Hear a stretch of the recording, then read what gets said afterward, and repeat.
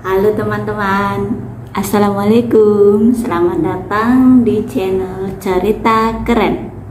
Di sini kamu bisa menikmati cerita-cerita keren karya dari Zahra Wardah.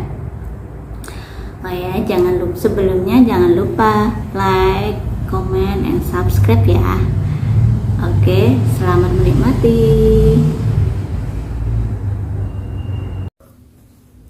Mas Duda Mendua oleh Zahra Wardah. Bab 4. Mendua dengan ibu.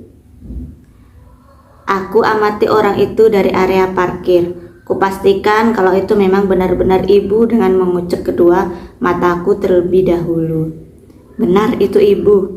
Biasanya ibu tak mau pergi-pergi selain pakai kendaraannya sendiri dengan alasan mobil orang kurang bersih lah, kurang bau, atau pernyataan-pernyataan yang menurutku tak masuk akal. Sementara mobilnya sedang kupakai, namun kini ibu tiba-tiba saja sudah berada di rumah sakit. Pasti yang dikunjunginya teman spesial, sampai-sampai ibu rela keluar dari rumah tanpa mobilnya sendiri. Hai Mil, kenapa kamu melamun di sini? Ayo pulang. Indah sudah berhelm mengendarai motornya. Nggak apa-apa, kamu nggak apa-apa pulang sendiri. Meski suka resek, tetapi rasa simpatiku kepada Indah sampai sekarang belum pudar.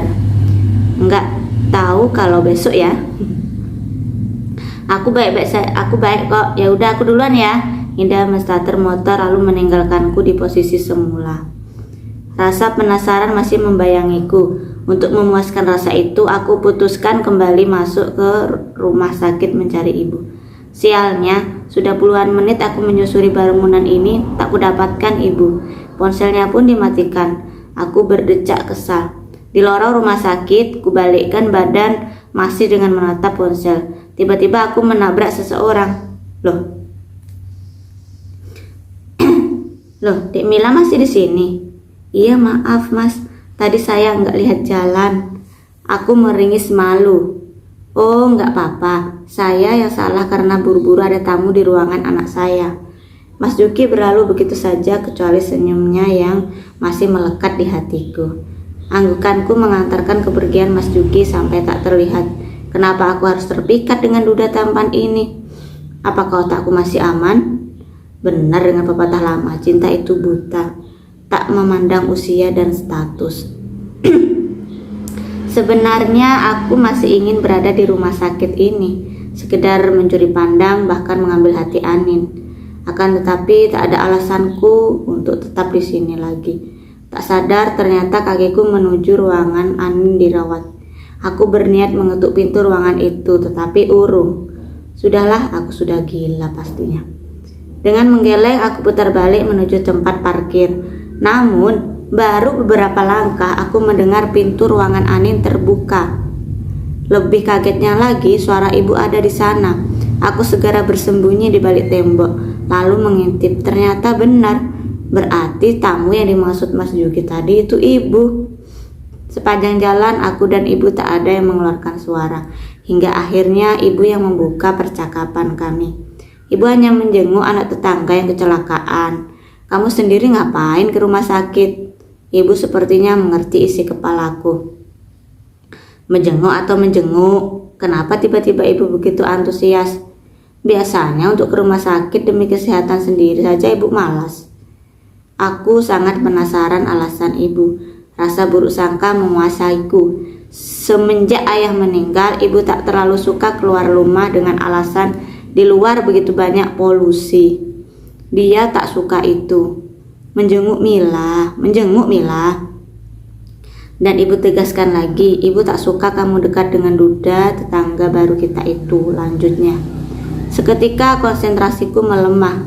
Hampir saja aku menyerempet pengendara motor di depanku. Ibu menyuruhku untuk menjauhi Mas Juki, sementara ibu sendiri dengan senang hati mendekatinya. Apa maksud ibu?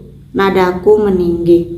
Ibu hanya menjenguk dan menghormatinya sebagai tetangga baru Mila. Ibu tak kalah emosi. Sudahlah, ibu tak mengerti aku sih. Aku mau istirahat. Aku bergegas turun dari mobil meninggalkan ibu setelah sampai mobil benar-benar sudah terparkir. Aku beralih menuju kamar. Kenapa perasaanku campur aduk begini? Ada rasa senang sekaligus geram.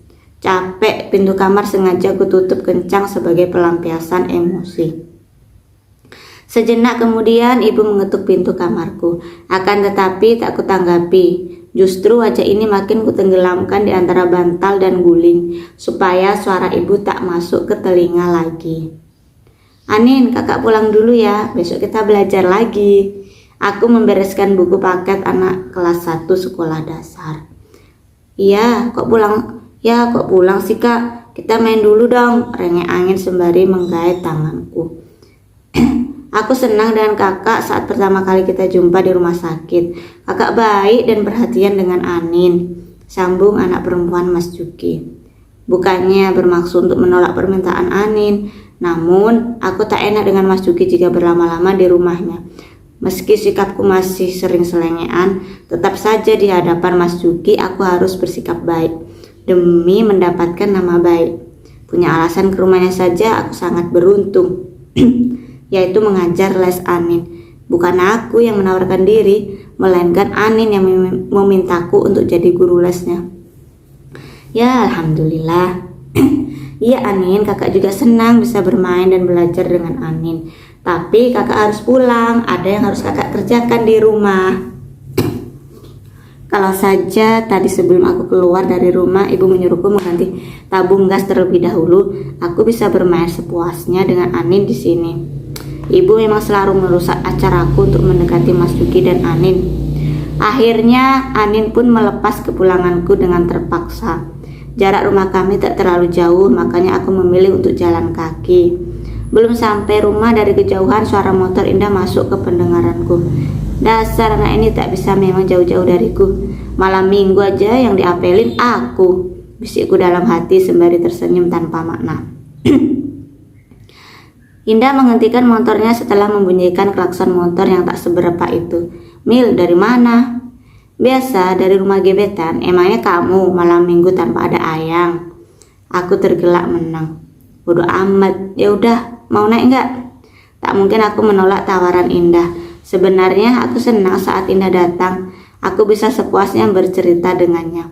Meski kadang hanya dianggap Indah radio rusak. Setidaknya aku sudah puas mengeluarkan yang ingin kukeluarkan semua.